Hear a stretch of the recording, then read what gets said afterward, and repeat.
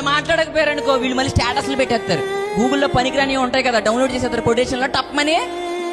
Instagram లో reels ఉంటాయి, అవి డౌన్లోడ్ చేసేస్తారు. వాట్సాప్ లో ఎవరైనా రీల్ పెట్టాడు అనుకో, వీళ్ళకి నచ్చిందని కనెక్ట్ అయిపోయింది అనుకో, సెండ్ మీ ఏంటది పెట్టేస్తారు. ఏంటి నీకు నచ్చిన వాళ్ళు ఎవరైనా నీతో మాట్లాడదానికి వదిలే, జస్ట్ లీవ్ దెమ్.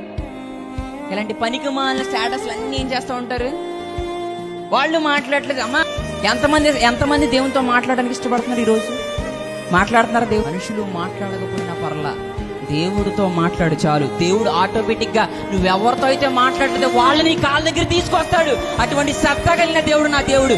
నమ్ముట నీ వలన అయితే నమ్మిన వానికి సమస్తము సాధ్యమే అని వాగ్దానం చేసిన దేవుడు వాగ్దానం చేస్తున్నాడు. నీతో ఎవరు మాట్లాడలేదని నువ్వు చేయని తప్పుకి నీ మీద నింద వేసి నీ మీద అవమానాలు పెట్టి నీతో మాట్లాడలేదు, ఒక రోజు రాబోతుంది వారందరూ నీ కాళ్ళ దగ్గరికి రాబోతున్నారు. వాళ్ళందరినీ నీ కాళ్ళ దగ్గరికి నా దేవుడు తీసుకురాబోతున్నాడు. ఆమె